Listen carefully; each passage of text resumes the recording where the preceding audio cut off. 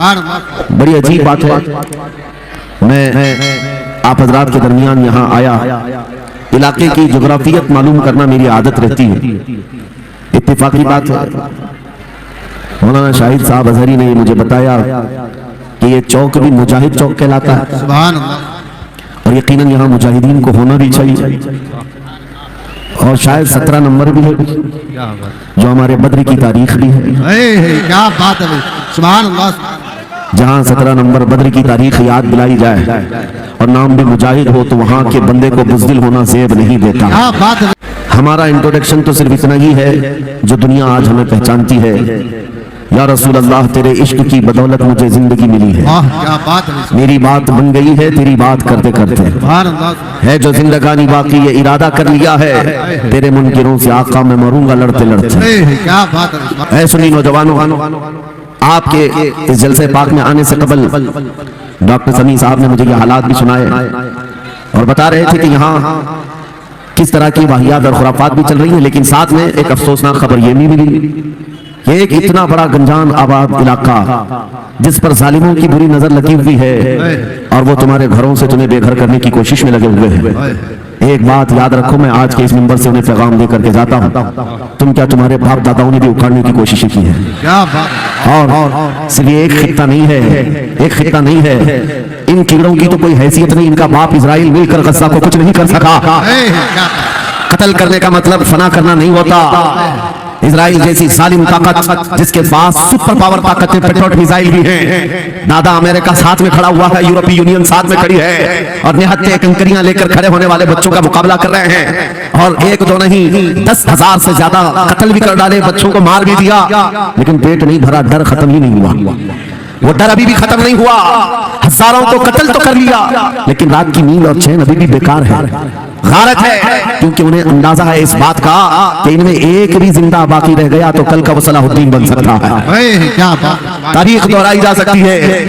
तुम्हारे इलाकों को उखाड़ फेंकने और इसको बेघर करने की एक ही साजिश होती है कि ये गुलामाने उम्मत मुहम्मदिया में रसूल पाक सल्लल्लाहु तआला अलैहि वसल्लम की इस उम्मत में कोई शेर बेदार ना हो जाए, वरना कुत्तों की नींद हराम करके रख देगा।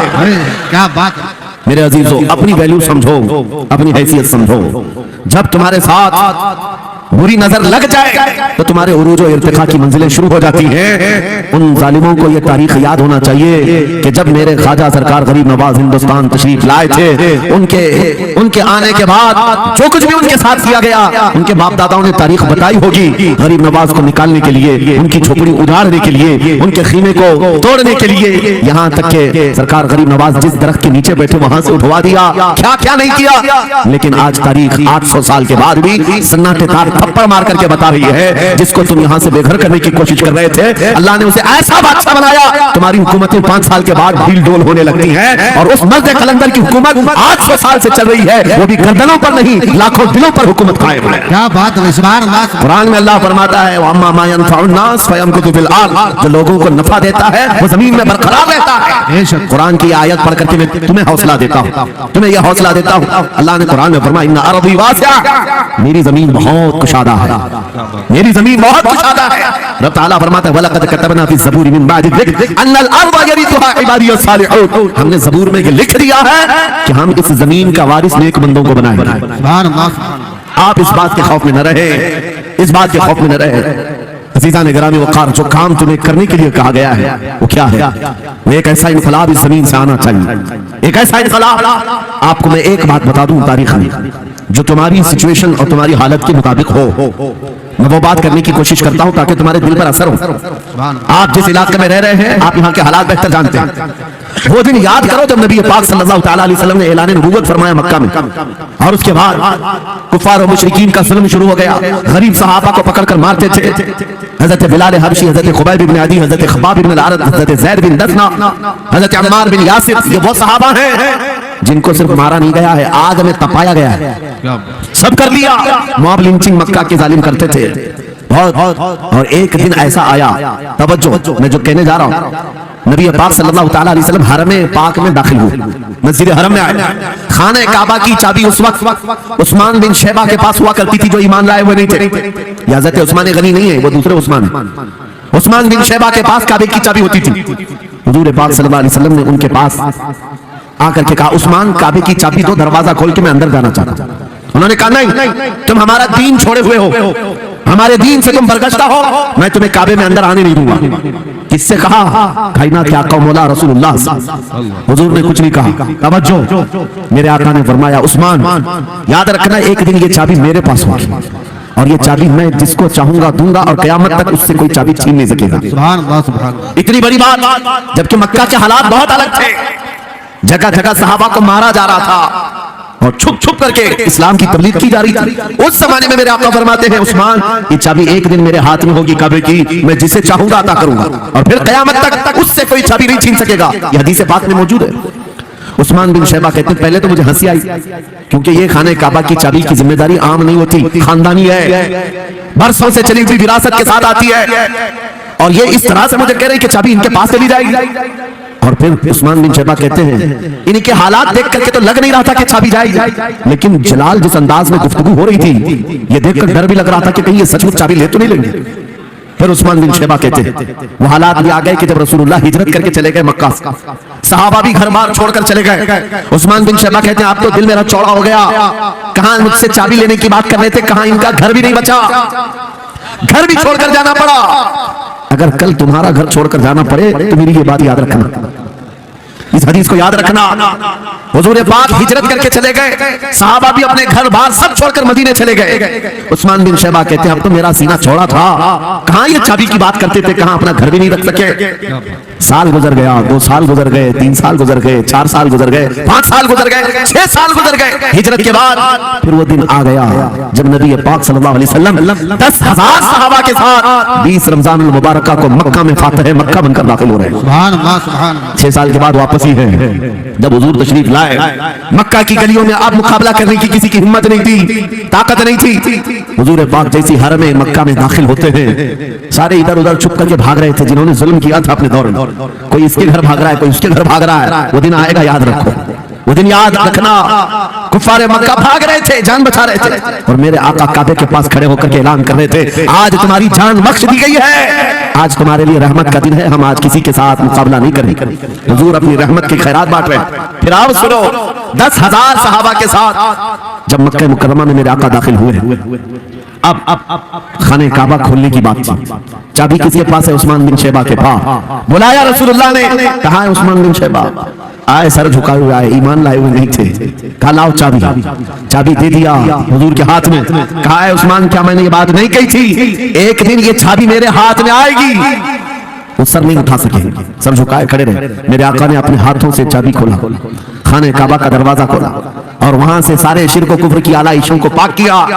फिर उसके बाद चाबी बंद करके, अब सुनो, मेरे आका बाहर आए और फरमाया, आज मैं ये चाबी ऐसे आदमी के हाथ में दूंगा जिससे कयामत तक कोई छीन नहीं सकेगा। क्या बात है, सुभान। कितना बड़ा फरमान है मेरे आका का। सुभान। हुजूर ने जब ये फरमाया तो जो बड़े बड़े सहाबा थे उनके दिलों में ख्वाहिश थी, काश चाबी हमें मिल जाए, हमारे खानदान में चलती रहे। वहां सिद्दीक अकबर भी है, फारूक आजम भी है, उस्मान इब्न अफ़्फ़ान भी है, हैदर कर्रार भी है, रिज़वानुल्लाहि अलैहिम अजमाइन। सब सहाबा के दिल में ख्वाहिश थी ये चाबी हमें मिल जाए।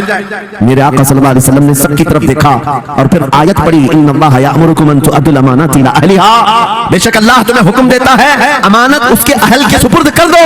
ये आयत पढ़ करके मेरे आका फिर उसी शख्स को बुलाते हैं जिनके पास पहले से चाबी थी। उस्मान बिन शैबा, करीब आओ, करीब आओ। वो कहते हैं मेरी तो हालत गैर थी, आज तो मैं मुजरिम बनकर के आया था, कैदी बनकर के आया था, मुझे तो आज मारा जाना था, ईमान लाए हुए नहीं थे। हुजूर ने कहा ये चाबी वापस मैं तुमको ही देता हूँ और सुबह क़यामत तक ही तुम्हारे खानदान में रहेगी। सुभान अल्लाह। इतना कहना था, उस्मान बिन शैबा ने पुकार कर कहा, ला इलाहा इल्लल्लाहु मुहम्मदुर रसूलुल्लाह। क्या बात है, सुभान। मेरे अजीजों, आज भी जाकर देख लेना, 10 बादशाह आए होंगे, सैकड़ों हुकूमतें बदल गई होंगी, खाने काबा की चाबी आज भी उस्मान बिन शैबा के खानदान में ही मौजूद थी। वो सहाबी रसूल। मैं ये हदीस इसलिए आपके सामने अर्ज किया, तुम उस रसूल के उम्मती हो, उस रसूल के उम्मती हो जिन्हें एक बार ललकार करके चैलेंज कर दिया गया था कि काबा की चाबी नहीं देंगे। मेरे आका सल्लल्लाहु अलैहि वसल्लम ने अपने जलाल और जमाल के संगम के साथ ऐलान फरमाया था ये चाबी मेरे हाथ में होगी। आज उस हबीब कायनात रसूल कायनात सल्लल्लाहु अलैहि वसल्लम की उम्मत को मैं ये हदीस सुना करके अर्ज कर कर रहा हूँ, हालात अगर मक्का जैसे आ गए तो नर्वस मत हो जाना, हमारा घर लुट जाएगा, हमारी चाबियां चली जाएंगी, हमारे कुआर दरवाजे बंद हो जाएंगे। उस नबी को याद करना, आका आपका उम्मती अगर बेघर किया जा रहा है, आपकी तरफ से मदद आ जाए और आएगी, मेरा यकीन है मदीने से आवाज आएगी। आज ये जालिम कुत्ते अगर तुम्हारा दरवाजा बंद करते हैं, इंतजार करो, इंतजार करो, कुछ देर की खामोशी है, फिर शोर आएगा। आज कुत्तों का वक्त है, कल हमारा दौर आएगा। बात सिर्फ इतनी है कि हम छोटी छोटी तकलीफों से बिलबिला उठते हैं और हम सबर की तरफ नहीं देखते हैं। हमें हालात आज हिला दिए जाएंगे, झिझोड़ दिए जाएंगे। कुरान पाक में रब ताला फरमाता है, हम हसीबतुम अन तदखुलुल जन्नह वलम्मा यातिकुम मसलुल लज़ीना खलौ मिन क़ब्लिकुम मस्सतहुमुल बअसाउ वद्दर्राउ वज़ुलज़िलू हत्ता यक़ूलर रसूलु वल्लज़ीना आमनू मअहू मता नस्रुल्लाह अला इन्न नस्रल्लाहि क़रीब। मेरा रब फरमाता है, क्या तुम ये सोचकर बैठे हो कि ऐसे ही जन्नत में दाखिल हो जाओगे और पहले वालों को जिस तरह तकलीफें आई तुम्हें नहीं आएंगी? उनको हिला दिया गया था, यहाँ तक कि रसूल ने भी और उनके साथ ईमान वालों ने भी ये कह दिया, ये कहने लग गए अल्लाह की मदद कब आएगी? आगाह हो जाओ, अल्लाह की मदद बहुत करीब है। कुरान की आयत है। तुम अगर ये गुमान करके बैठे हो कि यूं ही जन्नत में चले जाएंगे, हाँ यूं ही हम सारी मंजिलें तय कर लेंगे, जिसका जितना ईमान होगा उतना वो आजमाया जाएगा, उतने इम्तिहानात से गुजारा जाएगा। आज है नौजवानों, तुम्हारे इम्तिहान का वक्त करीब आने वाला है। तुम्हें क्या करना चाहिए? क्या करना चाहिए? इम्तिहान देने के लिए तैयार रहना चाहिए, वरना हवाओं की कीड़े मत बनना। आज हवा उनकी चल रही है तो उनकी जय जय करेंगे, कल इनकी चल रही है इनकी जय जय करेंगे। ईमान वालों की ये मेयार नहीं है। जो ईमान वाला है वो हर आंधी में फटा रहता है, जमा रहता है। खालिद बिन वलीद को याद करो, एक लश्कर लेकर के वो एक इलाके में गए थे। तवज्जो है नौजवानों, खालिद बिन वलीद उस अजीम मुजाहिद की बात कर रहा हूं रज़ी अल्लाह तआला अन्हु। एक लश्कर लेकर, नौजवानों का लश्कर था, एक ईसाई किले का मुहासरा कर रहा और किले का मुहासरा करने के बाद अंदर सख्त लोग थे, मुकाबला कर रहे थे, लेकिन किला फतह नहीं। अब अंदर वालों ने ये मशवरा कर लिया, जो बड़ा राहिब था, पादरी था, कहा ये खालिद बिन वलीद है, इससे लड़ना आसान नहीं है, ये जहां जाता है फतह के झंडे गाड़ कर आता है। उसने जो गुरु घंटाल था सबको जमा किया और कहा मैं एक तरीका ढूंढा हूं, इसके जरिए से इनके ऊपर हम कामयाबी हासिल कर लेंगे। सबने कहा हम इत्तेफाक करते हैं। क्या तरीका है? गुरु ने कहा, पादरी ने कहा, ये बैठाए ये सब चीजें महफिल रसूल के आदाब नहीं है। जो लोग बैठा रहे हैं, मैं कह रहा हूं जो जहां है जिस हालत में खड़े रहेंगे इंशाअल्लाह। आप अगर खड़े होने में दिक्कत महसूस कर रहे हैं, मैं भी खड़ा होता हूं इंशाअल्लाह। अब ठीक है, अब कोई किसी को बिठाए भी नहीं, कोई किसी को खड़ा भी ना करे। दुरूद पाक पढ़ लीजिए एक बार, अल्लाहुम्मा सल्ली अला सय्यिदिना मुहम्मद व आलिहि व अस्हाबिहि व बारिक वसल्लम। मुझे पता है मुफ्ती साहब, मैं आपको बता दूं, हर जलसे में ये हाल हम देखते हैं। वजह यह है कि हम कुर्सी पे बैठे रहते, कुछ लोगों को नजर नहीं आते, वो हंगामा करते रहते, इधर से नहीं दिख रहे, उधर से नहीं दिख रहे, और आसपास जो बैठे हुए हैं इनको वो अड़चन समझते हैं कि ये बीच में हाइल हो गए हैं। लेकिन मैं इतनी बात कहता हूँ, अल्हम्दुलिल्लाह हमारी वो कौम है, मुझ जैसे एक निकम्मे, मैं एक गुलाम और खादिम, मुझे देखने के लिए वो बीच में किसी को बर्दाश्त नहीं कर पाते, तो ये अपने रसूल और अपने दरमियान किसी और को क्यों बर्दाश्त कर सकते हैं? बात है, बहुत अच्छा। गुलामों के लिए इनके जज्बात हैं तो रसूल के लिए जज्बात और हैं। अल्हम्दुलिल्लाह वो इश्क अभी सलामत है, इसीलिए तो हम घूम रहे हैं। अगर मरे होते तो मुर्दों को कौन खिताब करता? जिंदगी अभी बाकी है और हमें उम्मीद भी बाकी है, उम्मीद बाकी है। खुराफात आ गई है, मुझे पता है, गलत काम बहुत आ गए हमारे मोहल्ले में। मुझे सुबह से बताया गया बहुत सारे, ये एक मोहल्ले का अलमिया नहीं है, हम जहां जा रहे हैं शहरों के शहर नशे में तबाह है, बर्बाद है। लेकिन साथ में मुझे इस बात का यकीन है, हुजूर की ये उम्मत गुनहगार तो हो गई है लेकिन गद्दार नहीं है। क्या बात है, हुजूर की गद्दार नहीं है। आज भी अगर इनसे कह दो, चाहे वो किसी भी तरह का अमल रखता हो, हुजूर की इज्जत की बात आई तो अपनी गर्दन लेकर हाजिर होने को तैयार है या नहीं? मेरी इस बात पर सुनो, खालिद बिन वलीद जब किले का मुहासरा कर चुके हैं, ईसाई पादरी ने अपने सारे साथियों से कहा हम इनको 3 दिन का टाइम देते हैं कि हम इनको सुलह करने की बात करेंगे, लेकिन मेरी एक शर्त होगी, ये अपने नौजवान साथियों को लेकर बाजार से गुजरते हुए आ जाए, अगर सही सलामत इनके सारे फौजी आ गए हम किले की चाबियां दे देंगे। सारे ईसाइयों ने पूछा क्या करना, क्या चाहते हो? उस पादरी ने कहा मुल्क की मशहूर खूबसूरत लड़कियों को और जरो जवाहरात को मैं रास्ते पर बिछा दूंगा, नंगी लड़कियों को खड़ा कर रखूंगा, जब खालिद बिन वलीद की फौज यहाँ से गुजरेगी। नौजवान है, नफ्स भड़कता है, और इस तरह से एक नौजवान को खरीदने के लिए दो ही चीजें होती हैं, एक औरत है, दूसरी दौलत है, और नौजवान इस पर फिसल जाता है। मैं जानता हूं कि जब ये दोनों चीजें सजा कर रख दी जाएं, खालिद बिन वलीद के ये लश्करी टूट पड़ेंगे औरतों पर और दौलत पर, हम आसानी से इन पर काबिज हो जाएंगे। सबने वाह वाह किया, तालियां बजाई, और पादरी आकर खालिद बिन वलीद से कहता है, हम आपसे लड़ना नहीं चाहते, हम आपसे मुकाबला नहीं करना चाहते, आप 3 दिन के बाद अपने लश्करियों को लेकर इस बाजार से गुजरते हुए आ जाइए, सही सलामत अगर आप पहुंच गए तो किले की चाबियां आपके हवाले कर दूंगा। तवज्जो, खालिद बिन वलीद ने कहा मंजूर है, ये शर्त मैं इत्तेफाक करता हूं। वापस आए, अपने साथियों से कहा जंग नहीं करनी है, लेकिन एक ही शर्त उन्होंने रखा है, 3 दिन के बाद इस बाजार से गुजर कर हमें जाना है, लेकिन कोई ना कोई हरबा तो होगा, कोई ना कोई साजिश तो होगी, हर चीज के लिए तैयार रहना। खालिद बिन वलीद अपने उन नौजवान लश्करियों से कह रहे थे, ऐ नौजवानों, तवज्जो से सुनना इस बात को, आज भी दुनिया ये सारे हरबों पर अमल कर रही है हमारे साथ, हमारे नौजवानों के साथ। खालिद बिन वलीद के 3 दिन गुजर गए, ईसाइयों ने अपनी तैयारियां खूब कर ली, बाजार में उरियां लिबास में, आधे लिबास में नंगी लड़कियों को खड़ा किया, सर्व जवाहरात दौलत के अंबार बिछा दिए। जब खालिद बिन वलीद के सिपाही मैदान में गुजरते हुए उस बाजार में आते हैं, पहला कदम रखा था, नजरें पड़ गई, खालिद बिन वलीद रुक गए, पलट गए, अपने लश्करियों से कहा, वही आज मैं तुमसे कह रहा हूं। उन्होंने कहा था, ऐ नौजवानों, ऐ रसूलुल्लाह के फैदाइयों, तुम्हारी इम्तिहान का दिन है, आज तुम्हारे इम्तिहान का दिन है, अगर तुम्हारा कदम फिसल गया, सुबह क़यामत तक तुम पर लानतों की फटकार होगी, और अगर जमा रहा, सुबह क़यामत तक अल्लाह की रहमत के फूल बरसाए जाएंगे। नौजवानों ने पूछा, करना क्या है हमें, आज कौन से इम्तिहान में कामयाब होने का तरीका क्या है इस इम्तिहान में? खालिद बिन वलीद ने कहा, कुछ न करना, बस अपने रसूल की सुन्नत पर अमल करना। कहा, हम तो करते हैं, यहाँ क्या करना है? खालिद बिन वलीद कहते हैं, मैंने मेरे मुस्तफा करीम को देखा है, जब रसूलुल्लाह मदीने के बाजार से गुजरते थे, अपनी नजरें नीची करके जाते थे। आज तुम बाजार से जा रहे हो, बस इस सुन्नत पर अमल कर लो, अपनी हया की नजरें झुकाकर चलना,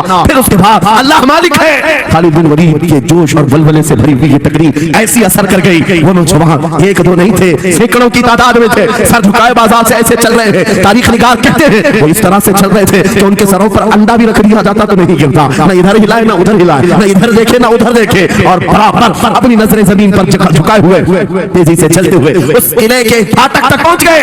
वहां वो पादरी साहब इंतजार में थे, भटक गए होंगे, औरतों से लिपट गए होंगे, दौलत जमा कर रहे होंगे, मगर ये दीवाने ठुकराते हुए हर दौलत और उरियानियत को उस किले के फाटक तक पहुंच गए। पादरी सामने आया, किले की चाबियां वादे के मुताबिक खालिद बिन वलीद की गोद में डाल दिया और कहा, एक बात बताओ ऐ खालिद, एक बात तो बताओ, ये जो तुमने लश्कर जमा किया है सिपाहियों का, ये इंसान है या फरिश्ते हैं? इनके दिल है या नहीं? इनकी ख्वाहिशात है या नहीं? इनके जिस्मों में नफ्स है या नहीं? हमने मुल्क की सबसे खूबसूरत तरीन औरतों को खड़ा कर दिया था, दौलत को बिछा दिया था, इनमें से एक भी उसकी तरफ तवज्जो नहीं किया। खालिद बिन वलीद मुस्कुराकर जो जवाब देते हैं वो हमारा ईमान होना चाहिए। क्या जवाब देते हैं? फरमाते, नादान, ऐसी उन आंखों को तू खरीदने की कोशिश कर रहा था जिन आंखों में पहले से जमाले मुस्तफा बसा हुआ। क्या बात है, सुभान अल्लाह। मेरे अजीजों, ये जवाब था, उन आंखों को दुनिया का हुस्न क्या धोखा दे सकता है जिन आंखों में पहले से जमाले मुस्तफा बसा हुआ।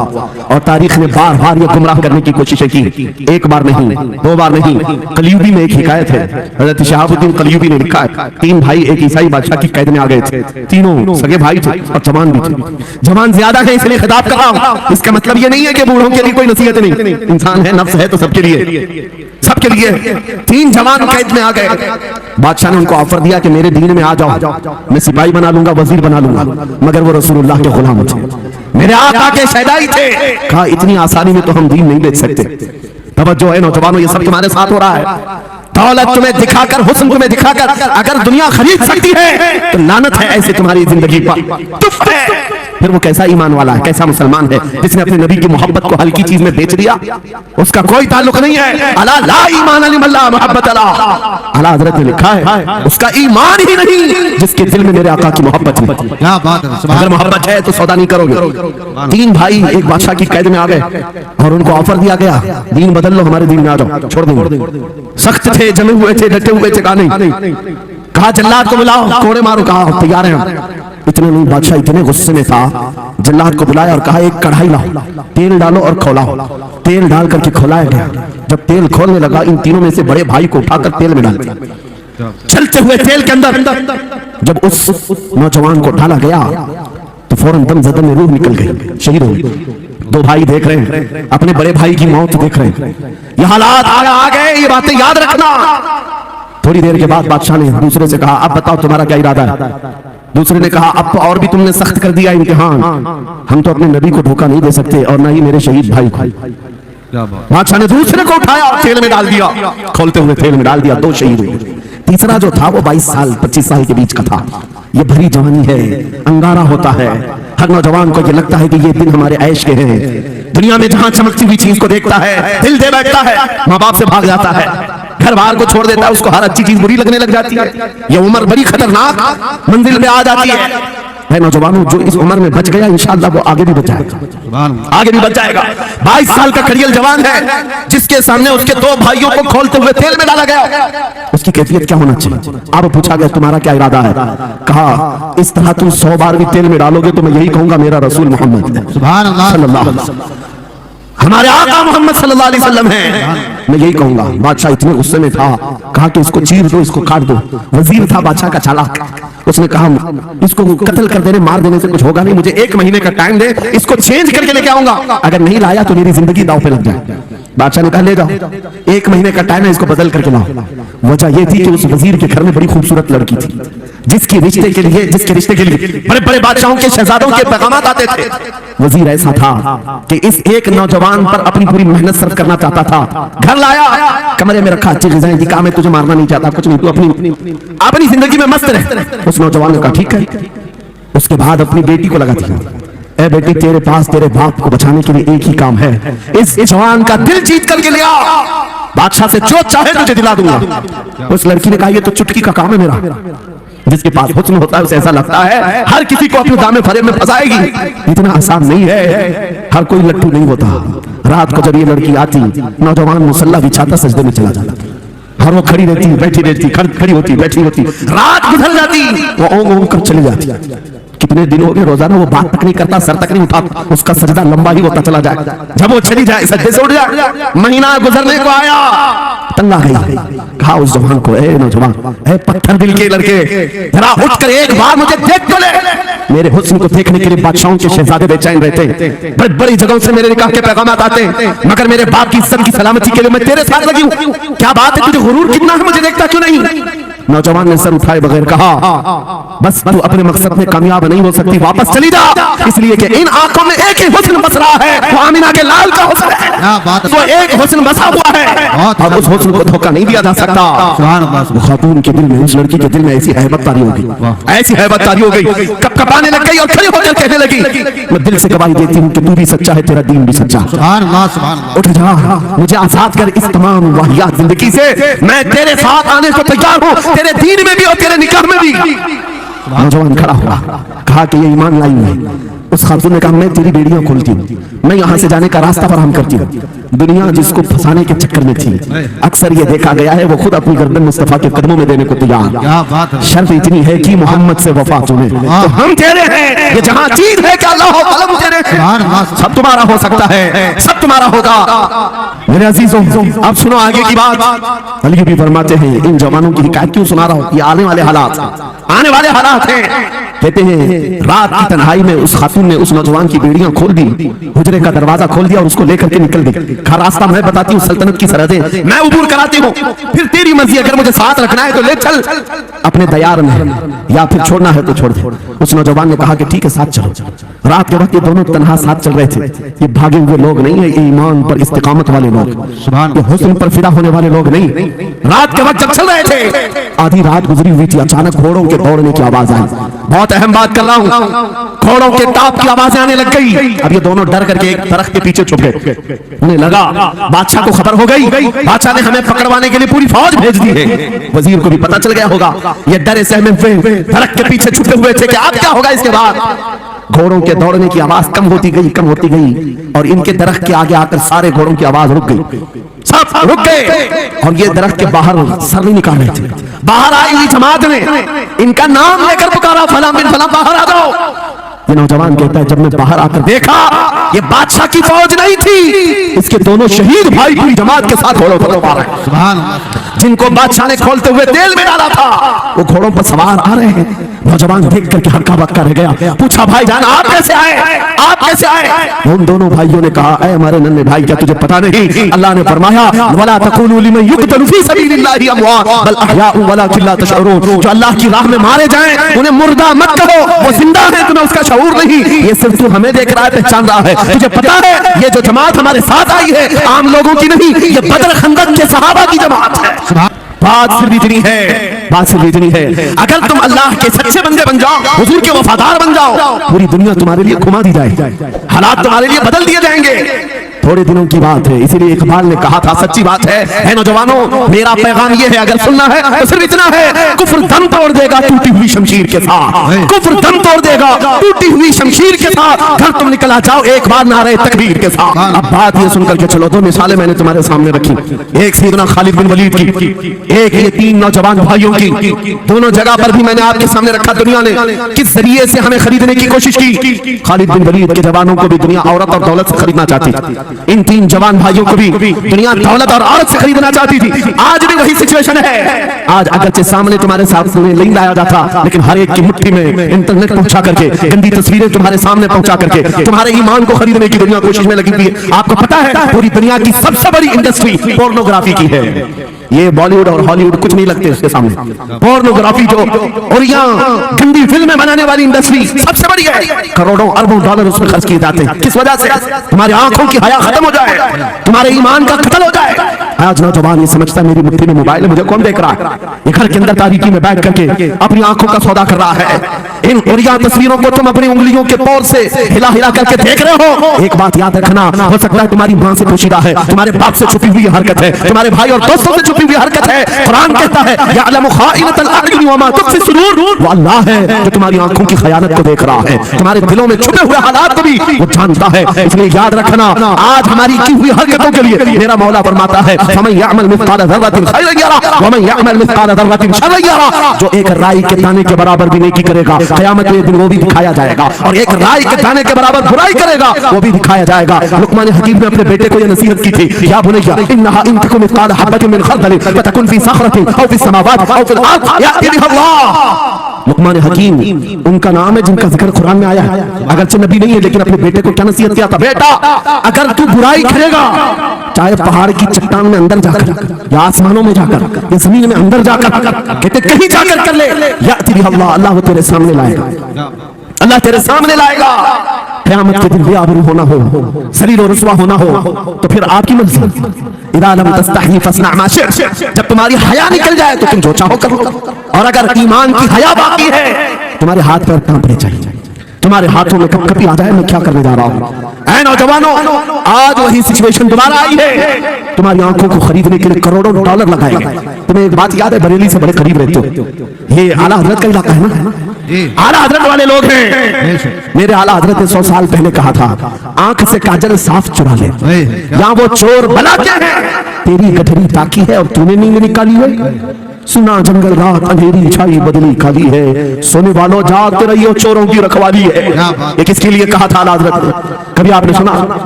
हमारे एक साहब है, उनसे हमने कहा था कभी किसी थाने में ऐसा भी केस रजिस्टर हुआ है कि किसी की आंख से काजल चुराया गया हो और आके कंप्लेंट किया हो किसी? आप थाने में जाकर पूछो, वो हंसेंगे। मियां मोबाइल चोरी के वाकयात होते हैं, पॉकेट मार होते हैं, पैसे चोरी के होते हैं, सुन्ना चोरी, चैन चोरी। ये पहला केस सुन रहे हैं कि किसी की आंख से काजल भी चुराया, ये कैसे हो सकता है? ये इस्तिआरा है मेरे अजीजों। मोमिन की आंख का काजल वो शीशी और डब्बी वाला नहीं, मोमिन की आंख का काजल इश्क़ मुस्तफा हुआ करता, क्या बात, मोहब्बत मुस्तफा है। और ये छीनने के लिए बड़े बड़े चोर बैठे हुए। तुम्हारी आंखों की हया खत्म हो गई तो तुम जो चाहे करने लग जाओ, तुम्हारी आंखें अगर भटक गई। इसीलिए मेरे आका ने फरमाया अन्नज़रतु सहमुन मिन सिहामिश शैतान, नजर शैतान के तीरों में से एक तीर है, ये नजरें ही धोखा खाती हैं। फिर ये जो बेहयाई आज आम है, यहाँ तक कि ये जिस्म फरोशी पर ले आती है, औरत को उसके नंगेपन तक लाती है और मर्द को उसकी बर्बादी पर लाती है नजरें। इसीलिए दवा बताऊं अपनी नजरों को बचाने की, दवा चाहते हो? उसी आला हजरत के शहजादे ने दिया था, मुफ्ती आज़म हिंद ने दिया था। दुआ करो बारगाह रब्बुल आलमीन में कुछ ऐसा कर दे मेरे किरदिगार आंखों में, कुछ ऐसा कर दे मेरे किरदिगार आंखों में, हमेशा नक्श रहे रुए यार आंखों में। उन्हें न देखा तो किस काम की है ये आंखें कि देखने की है सारी बहार आंखों में। ऐ नौजवानों, तुमने अभी तक जमाले मुस्तफा को शायद सुना नहीं हो, होगा, या तुम्हें देखने की वो तमन्ना आई नहीं होगी जो होना चाहिए। जिस दिन ये तमन्ना आ जाए, हर हुस्न फीका लगने लग जाए, हर खूबसूरती हेच लगने लग जाए, दुनिया की चकाचौंध पर तुम्हारा दिल कभी नहीं जाएगा। बस एक तमन्ना दिल में पैदा करो, अगर अब कोई आंखों में देखना है, एक ही चेहरा देखना है, वो आमीना के लाल का चेहरा देखना। तमन्ना है या नहीं? तमन्ना है? अगर है तो सुनो, क्या था चेहरा? हजरत जाबिर बिन समुरा कहते हैं, एक दिन मैं अपने घर से निकला, मस्जिद नबवी के पास आया, 14वीं रात थी, चांद आबोताब के साथ निकला हुआ था। हजरत जाबिर बिन समुरा कहते हैं, मैं मस्जिद नबवी के करीब आया, इसी वक्त मेरे आका सल्लल्लाहु अलैहि वसल्लम अपने घर से बाहर निकल रहे थे। आपके जिस्म अतहर पर सुर्ख जुब्बा था और अमामा शरीफ था। हजरत जाबिर कहते हैं, कभी मैं रसूलुल्लाह की तरफ देखता था और कभी 14वीं के चांद की तरफ देखता था, कभी इधर देखो कभी उधर देखो। हदीस पाक में है, वो सहाबी कहते हैं, मैं ये दिल में सोच रहा था, उस चांद को ज्यादा हसीन कहो या इस चेहरे को ज्यादा हसीन कहो। इसी असना में मैं इधर उधर देख रहा था, फिर दिल ने ये फैसला कर लिया जिसको शायर ने कहा है, चांद से तशबीह देना ये भी क्या इंसाफ है, चांद में तो ताक है, हजरत का चेहरा साफ है। सुभान नौजवानों, तुम्हारे बुराइयों से बेहयाइयों से बचने के लिए एक ही रास्ता है, नजरों में अपने दिल में बसा लो उस जमाले मुस्तफा को। तुम्हारी रात जब हो जाए, तड़प पैदा हो जाए, अब रात के अंधेरियों में मुझे अपने मोबाइल की स्क्रीन पर ये गंदी और बेहयाइयां देख करके नहीं सोना है, इसलिए कि ये एक बात बता दूं नौजवानों, ये गुनाह इसकी लज्जत थोड़ी सी होती है, एक खुजली की तरह है, खुजाओ तो अच्छा लगता है, हाथ छोड़ दो तो फिर जलन शुरू हो जाती है। ये वैसी ही है, चंद मिनटों की लज्जत है, हमेशा का दाग धब्बा छोड़ जाती है। ये एक तरह का दाग तुम्हारे ईमान पर, तुम्हारे जिस्म पर छोड़ जाती है। इन बेहयाइयों से निकलो, अपनी आंखों को हया दो, अपने ईमान को झिला बख्शो, और तुम्हारे लिए एक ही जरिया है, बसा लो नजरों में उस जमाने मुस्तफा को। दिल के अंदर एक तमन्ना बेदार हो जाए कि मुझे देखना है मेरे मुस्तफा को। वो तमन्ना क्यों नहीं आती जो फाजिल बरेलवी इमाम अहले सुन्नत मदीने जाकर के करते हैं। जब हर कोई जाकर के क्या मांगता है, या रसूल अल्लाह हमारे घर में ये फलां चीज नहीं है, ये मुझे अता हो जाए, बेटा नहीं मिल जाए, बेटी नहीं मिल जाए, तिजारत नहीं चलती वो मिल जाए। मांगने वाले हर कुछ मांगते हैं, लेकिन आशिक रसूल जाता है बारगाह मुस्तफा में, कहता है या रसूल अल्लाह बस एक बार आपके चेहरे का दीदार चाहिए, सुभान अल्लाह, एक बार दीदार चाहिए। उन्हें न देखा तो किस काम की है ये आंखें कि देखने की है, सारी बहार आंखों में। और जब नजर आ जाता है वो जमाले मुस्तफा, तो फिर बरेली की आवाज आती है, पेशे नजर वो नौबहार, सजदे को दिल है बेकरार, रोकिए सर को रोकिए। हाँ यही तो इम्तिहान है। पीर मुहर अली शाह रहमतुल्लाह अलैह गोलड़ा शरीफ के एक आशिक रसूल है, पाकिस्तान के रहने वाले, बारगाह मुस्तफा में आए थे और उन्होंने भी सवाल किया था, आका आपको देखना चाहता हूँ, आका आपको देखना चाहता हूँ। जब जियारत नहीं हुई तब उन्होंने ये कहा था, कितने मेहर अली, कितने तेरी सना, गुस्ताख अखी कितनी जारियां। पंजाबी शायर थे, उन्होंने कहा था मेहर अली तेरी हैसियत क्या है, तेरी वकात क्या है, तेरी आंखें कहाँ की सवाल कर रही है, वो रसूल किरामी वकार की साथ, और तू एक गुनहगार। ये अपनी आजिज़ी पेश किया, लेकिन दरबार रसूल से निकलकर चंद मंजिलें तय क्या किया था। एक मकाम पर असर की नमाज अदा कर रहे थे, नमाज से फारिग होते हैं, सामने देखते हैं जलवा मुस्तफा नजर आ रहा है, मेरे आका बेहिजाबाना तशरीफ लाए। और फिर जब वो हुस्न नजर आया, पीर मेहर अली ने पुकार कर कहा, मुख चंद बदर शाशानी है, मथे चमके लठ नूरानी है, काली जुल्फ अख मस्तानी है, मखमूर आंखें हिन मर भरिया, उस सूरत नू मैं जान अखा की जान जहां अखा, सच अखा रबदी शान अखा, उस शान तो शाना सब नबिया, सुभान अल्लाह मा अजमलका मा अकमलका मा अहसनका। कितने मेहर अली कितने तेरी सना, गुस्ताख अखी कितनी जारियां। ये पंजाबी शायर थे, लेकिन बरेली के हसन उल हिंद आशिक रसूल ने जब मेरे आका को देखा था, वापस आकर के क्या कहा था पता है? यूं कहा था, वो कमाल हुस्न हुजूर है कि गुमान नक्श जहां नहीं, यही फूल खार से दूर है, यही शम्मा है कि धुआं नहीं, तेरे आगे यूं है दबे बचे अरब के बड़े बड़े, कोई जाने मुंह में जुबान नहीं बल्कि जिस्म में चाह नहीं, करूं मद अहले दुअल रजा, पर इस बला में मेरी बला, मैं गदा हूं अपने करीब का, मेरा दीन पारा ना नहीं। वो बरेली के इमाम ने पुकार पुकार कर कहा था, मेरा नबी कैसा दिखता है, मेरा नबी कैसा है तुम्हें पता है? सारे अच्छों में अच्छा समझिए जिसे, है उस अच्छे से अच्छा हमारा नबी, सारे ऊंचों से ऊंचा समझिए जिसे, है उस ऊंचे से ऊंचा हमारा नबी। क्या पैसों की एक ऐसी होड़ लगी रहती है जलसों में, ये रूहानियत की मजलिसें हैं। माल की तरफ तवज्जो न किसी ईमान वाले की हो न सुनने वाले की हो। अगर ज्यादा खुशी आए, नोट नहीं, जज्बा ऐसा बेकार हो, खड़े होकर के कहे या रसूल अल्लाह मैं अपने जान और माल और तन मन के साथ आपके कदमों पर कुर्बान होने को तैयार। बहुत सारे लोगों को अच्छा लगता है जब गुफ्तगू कोई दिल में आ जाए तो एहसास के तौर पर इन पर नोटों की बारिश होना चाहिए, लाकर नोट दे दे। मैं नोट खाने वाला नहीं हूँ और न ही नोट के लिए आया हूँ। मेरे अजीजों, मेरा मैसेज सिर्फ इतना ही है, अपना सब कुछ गुंबद खजरा कल भी था और आज भी है, मेरे नबी से मेरा रिश्ता कल भी था और आज भी है। मैं ये पैगाम लेकर हर कूचे हर गली में घूम रहा हूँ, सिर्फ ये पैगाम देने के लिए हमारा नौजवान खड़ा हो जाए और उन कुत्तों को ये बता दे, बतला दो गुस्ताखे नबी को, गैरत सुन्नी जिंदा है, उन पे मर मिटने का जज्बा कल भी था और क्या बात। मेरे अजीजों, ये ईमान की हरारत है, ये ईमान का जोश है, और इसी से दुनिया खौफजदा है। हाँ, हम जानते हैं हमारी जुबानों पर ताले लगाने के लिए पूरी ताकतें एड़ी छोटी का जोर लगा चुकी। हाँ, बंद करना है, ये भड़काऊ मौलाना है, इसके प्रोग्रामों को परमिशन नहीं देनी चाहिए। हमने क्या भड़काया है, किसको भड़काया, किसके खिलाफ भड़काया है? मैं 6 महीने में 150 से ज्यादा जलसों को खिताब करके आ रहा हूँ। किस जगह फसाद कराया, किस जगह पर हालात खराब कराए, कहीं नहीं। इनको भी पता है अच्छी तरह से फसाद नहीं हो रहा है। सोने वाला मोहम्मद अरबी का शेर अगर जाग गया इनकी बातों से, तो इकबाल ने कहा था निकल करके सहरा से जिसने उलट दिया था तख्ते रोमा को, सुना है कुर्सियों से मैंने कि वो शेर फिर होशियार होगा। क्या बात है, बहुत। इस बात से डर लगता है कि कहीं से वो शेर बेदार ना हो जाए, कहीं से बेदार ना हो जाए, और हम हर जलसे में खिताब करते हैं मेरे अजीजों, वो दिन आएगा, वो अल्लाह की मर्जी, अल्लाह जहां से चाहे उठाएगा, और ये बात नामुमकिन नहीं है। हल्द्वानी के इस मुजाहिद चौक से कोई मुजाहिद जरूर जिंदा होगा। क्या बात है, इस बार होगा इंशाअल्लाह। हम जो है नौजवानों से खिताब कर रहे हैं, याद रखो जवानों, एक ही जिंदगी मिली है, एक ही जवानी मिली है, ये गई वापस नहीं मिलनी, एक ही बार मिली है, एक दिल दिया गया है, एक जान दी गई। फैसला तुम्हारे हाथ में है, बाजारू औरतों पर दिल देना है, अपनी जिंदगी कुर्बान करनी है, या आमिना के लाल के हाथ में देना है, इस लैला के हाथ में दोगे, कल ये तुम्हें धोखा देगी, कोई दूसरा मजनू इसके पास आ जाएगा, कल फिर एक और को धोखा दे, तीसरा मजनू हाथ पकड़ लेगा। ये तो हालात हैं, हमने देखे हैं नौजवानों। अरे गैर नथु खेरे पर जो दिल दे बैठे हो, उसी को तो आला हजरत ने कहा था, ये दुनिया मक्कार है, शहद दिखाए जहर पिलाए, कातिल डाई शोहर कुछ, इस मुर्दार पे क्या लगता है, दुनिया देखी भाली है, आपको करना क्या चाहिए था? आला हजरत से सुनो, वो कहते हैं अरे आजा नौजवान, वो तो निहायत सस्ता सौदा बेच रहे हैं जन्नत का, वो तो निहायत सस्ता सौदा बेच रहे हैं जन्नत का, हम मुफलिस क्या मोल चुकाएं, अपना हाथ ही खाली है। आओ उस नबी के दरबार में हाथ दे दो और उनको गवाह बना करके कहो, आका मेरी जिंदगी आपके लिए है, मेरी हयात आपके लिए है, मेरा जीना, मेरा सलीका जिंदगी आपके लिए है। फिर वो गैरतमंद रसूल ऐसे हैं, एक बार जिसका हाथ पकड़ लिया, वो हबशा का हो तो उसे बिलाल हबशी बना दिया, क्या बात है, वो फारस का हो सलमान फारसी बना दिया, और जिसका उन्होंने हाथ पकड़ लिया क्या किया है, एक अरब ने आदमी का बोलबाला कर दिया, खाक के सर्रों को हमदोशे सुरैया कर दिया, खुद न थे जो राह पर औरों के हादी बन गए, क्या नजर थी जिसने मुर्दों को मसीहा कर दिया।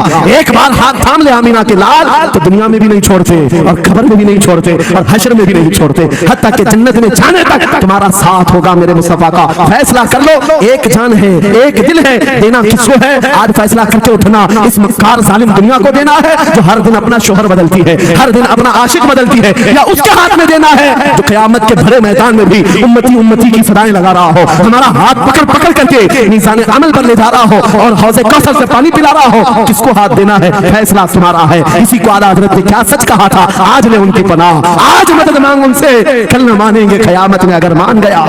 मेरे अजीजों, ये महफिल का समा बनता गया और वक्त खत्म होता चला गया, वरना जब हुजूर के हुस्न की बात आती है तो मेरी तबीयत चाहती है सुबह तक सुनाता रहूं। क्या बात है, सुभान। हुजूर के हुस्न की बात आए सुबह तक सुनाता रहूं, थकान नहीं होती, क्योंकि हम जीते उसी हुस्न के लिए, हाँ उसी हुस्न की आस में जीते हैं। हमारा रोज का वजीफा है, ये पढ़ के सोते हैं, मेरे आका आओ की मुद्दत हुई है, तेरी राह में आँखियां बिछाते बिछाते, तेरी यादों में, तेरी चाहतों में, बड़े दिन हो गए घर को सजाते सजाते, या रसूल अल्लाह सुना है आप हर आशिक के घर तशरीफ लाते हैं, मेरे घर में भी हो जाए चरागा, या रसूल अल्लाह, मेरे घर में भी हो जाए चरागा, या रसूल अल्लाह। ये तलब हमें जीना सिखाती है। जब ज्यादा गम सताने लग जाए, जब ज्यादा मुसीबतें आने लग जाए, है नौजवानों, इसको उसको शिक्वे मत सुनाना, बरेली के इमाम का वजीफा सुनो, उनके निसार कोई कैसे ही रंज में हो, जब याद आ गए हैं सब गम भुला दिए, उनकी महक ने दिल के गुंचे खिला दिए हैं, जिस राह चल दिए हैं कुछ बसा दिए हैं। मेरे अजीजों, उस नबी रहमत सल्लल्लाहु ताला अलैहि वसल्लम की तरफ क्यों नहीं आते जो हमेशा हमारा मददगार है, हमेशा हमारा सहारा है, हमेशा हमारा हम बेकसों का कस है। आपको पता है आज हालात के मारे हुए ऐसे, कभी इस नेता के पीछे, कभी उस नेता के पीछे, कभी इसकी झंडी, कभी उसकी झंडी, हाँ कभी उस सेठ के पास, कभी इस सेठ के पास, और न जाने कितनी जगहों से फुटकारे गए, कितनी जगहों से रिजेक्ट हो गए, कितनी जगहों से हमें जिल्लत देखनी पड़ी। वजह क्या है, तुमने महवर तब्दील कर दिया, मरकज बदल लिया, जहां तुम्हें जाने का हुक्म था मेरे रब ने कुरान में फरमाया, वहां छोड़कर हर जगह घूम रहे हो। बखुदा खुदा का यही बेहतर है, नहीं और कोई मुसल मकर जो वहां से हो यही आके हो, तो यहाँ नहीं तो वहां नहीं। आला हज़रत ने कहा अल्लाह का अगर दरवाजा है तो ये अल्लाह के घर का दरवाजा कोई है तो रसूलुल्लाह का दरबार। आओ, एक नौजवान कर्जों में परेशान था, एक मिसाल देकर के जा रहा हूं, कर्जों में परेशान था, और जितने लोगों से उसने कर्जा लिया था सबने केस कर दिया काजी साहब के पास। काजी साहब ने उसको बुलाया, कहा क्यों नहीं देता कर्जा, कहा परेशान, इतना परेशान हूं कि बीवी बच्चों को पालना मुश्किल हो गया, कर्जा कहां से दूंगा।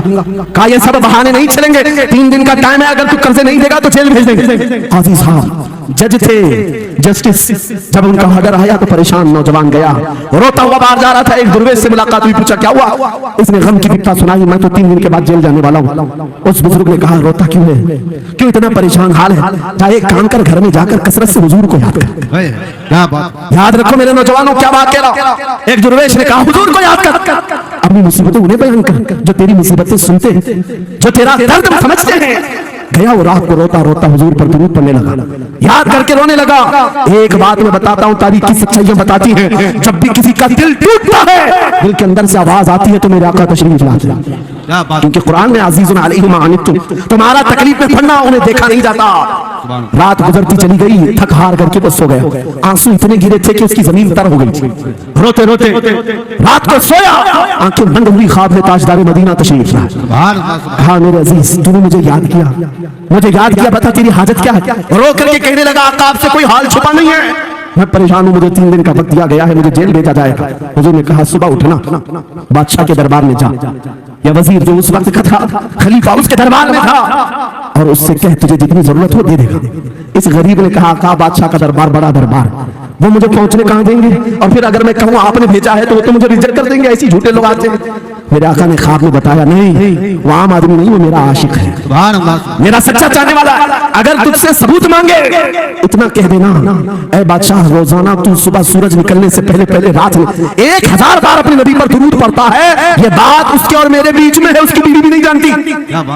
और ये भी बता देना कल थक करके सो गया, कल पढ़ना भूल गया था। ये गरीब नौजवान है, सुबह उठा दौड़ता हुआ उस दरबार में गया, बादशाह के सबकी सफेद चीरते हुए आगे बढ़ा, कहा बादशाह मुझे अल्लाह के रसूल ने भेजा। बादशाह ने कहा कैसी जुर्रत करते हैं आज लोग, सीधे आकर कह रहे रसूलुल्लाह ने भेजा। बुलाया क्या बात है? कहा मैं कर्जदार, बहुत कर्जा हो चुका है, मुझे कुछ माल की जरूरत है, मुझे अल्लाह के नबी ने तुम्हारे पास भेजा। कहा हुजूर ने भेजा, क्यों कह रहा है, मांगना है जो मांग ले। उसने कहा नहीं, आका ने कहा है। बादशाह ने कहा फिर भी तू कह रहा है? कहा ये भी बताकर भेजा, रोजाना रात को तन्हाई में तुम 1000 बार दुरूद पढ़ते हो, और कल थक करके सो गए थे, कल पढ़ना भूल गए थे। इतना सुना बादशाह अपनी कुर्सी से उछल कर आ गया, कहा ये तो राज है, मेरी बीवी भी नहीं जानती, अगर तुझे खबर है तो फिर आज तो मेरी मेराज का दिन है, इसलिए कि अब तक जो पढ़ता था अब यकीन हो गया, वो सुनते भी थे, वो सुनते भी थे, वो सुनते भी थे। जोश में आया, रक्स सुना था, वज्र में आया, खजाने की चाबियां खोल दी, जहां मेरी मुराद पूरी हो गई। आज तू बशारत लेकर के आया है, जिसके लिए जीता था वहां से नबी ने वसलत आ गई है, जा तुझे जो चाहिए ले जा। वो नौजवान गरीब आदमी था, तंगदस्त मुफलिस जरूर था, लालची अय्याश नहीं था, जरूरत भर का माल लिया और चलता बना, सीधे अदालत में आया। काजी साहब से कहा बुलाओ जितने कर्ज खाते, सबका कर्जा एक ही दिन में चुका दूंगा, आज पैसा लेकर के आया हूँ। सब आ गए थे, अदालत में बैठे हैं, काजी साहब कुर्सी पर आए, जब ये पूरे सीना थान कर खड़ा है, माल है आज देना है, जिल्लत नहीं होगी। काजी साहब की आवाज आती है गरजदार आवाज, ऐ नौजवान बैठ जा अपनी जगह पर। ये सहम गया, आज कौन सा ऑर्डर आने वाला है। काजी साहब ने फैसला बदल दिया, कहा तू अपना कर्जा नहीं अदा करेगा, तुझ पर जितना कर्जा है मैं अपनी जेब से अदा करूंगा। क्या बात है, बात ये क्या बात हुई, ये क्या बात हुई? कहा यही बात तो आप 3 दिन पहले भी कर सकते थे, जब आप धमकी दे रहे थे जेल की। कहा काजी साहब आज फैसला क्यों बदल गया? काजी साहब कहते 3 दिन पहले मैं तुझे नहीं पहचानता था, फैसला सुनाकर चला गया, जब रात को सोया तो मेरे आका तशरीफ लाए और तेरी तरफ मुझे दिखा करके कहा, ऐ काजी तेरे पास दुनिया बहुत है, इस गरीब की मदद कर, अल्लाह तुझे जन्नत अता करेगा। मैं मेरे नबी के उस फरमान पर अमल करना चाहता हूँ, आज तू नहीं देगा मैं अपनी जेब से अदा करूंगा, तू बैठ जा बैठ जा। ये तकरार चल रही थी, जितने कर्ज खा खड़े थे ये मामला देखते हैं अपनी कुर्सियों से खड़े होते, कहते काजी साहब माफ कीजिए, हमने मुकदमा किया, हम सबों ने इसका कर्जा माफ किया, और जिंदगी भर जब भी इसे जरूरत है हमसे और पैसे ले सकता है। वो नौजवान बाहर निकलता है दरबार से, अदालत से बच निकलते हुए, इतना दिया सरकार ने मुझको जितनी मेरी औकात नहीं, ये तो उनका करम है, वरना मुझ में तो ऐसी बात नहीं, मेरे करीम से कर कतरा किसी ने मांगा, दरिया बहा दिए हैं, दूर में बहा दिए। ये बात मैंने इसलिए अर्ज की है, आज भी मेरे रसूल हमारी मदद करते हैं, आज भी मेरे आका हमारे गमगुसार हैं। बात सिर्फ इतनी है कि ये भूली हुई उम्मत भटक गई, उस नबी को छोड़कर जिस नबी ने रात रात तुम्हारे लिए दुआएं की, रात रात भर रोते रहे मेरे आका। जब बिजली ज्यादा कड़कती थी तो मेरे आका बिस्तर छोड़कर बाहर आते, माँ आयशा सिद्दीका पूछती आप क्यों इस तरह से आ जाते हैं बिजलियों से घबरा कर? हुजूर फरमाते हैं मुझे अंदेशा होता है कहीं ये बिजलियां मेरी उम्मत पर अजाब न बन जाए, जैसे पिछली उम्मतों पर अजाब आता था, पहले अबर आता था फिर पत्थर बरस पड़ते, मैं इस बात का खौफ लेकर आता हूँ, रब की बारगाह में इस्तिग़फ़ार करता हूँ, उसे मनाता हूँ, जब बादल छट जाते हैं तो मैं घर आता हूँ। वो रसूल जिसके बारे में आला हज़रत ने सच कहा था, जो न भूला हम गरीबों को रज़ा, याद उसकी अपनी आदत कीजिए। ऐ नौजवानों आज तुम कहाँ किस चक्कर में पड़े हो, जरा याद करना रात के वक्त तुमने चैटिंग में पूरे पूरे 6 घंटे 8 घंटे 10 घंटे बर्बाद किए, लेकिन क्या उसमें 1 मिनट भी ऐसा आया कि मेरे नबी को ठंडे दिल से याद किया, हुजूर को सलाम पेश किया हो, आका की बारगाह में दिल तड़प करके कहा हो, आका जुदाई से दिल बेचैन है, आपकी तड़प में रोता हूं। कभी तो ऐसा वक्त आया जो रसूल ये फरमाते तुम्हारे तलवों में कांटा भी चुभ जाए तो दर्द मुझे भी होता है। जिसको हमारा दर्द है उस रसूल को ये छोड़े हुए नौजवान उस रसूल की तालीमात से किस कदर आवारा हो गए।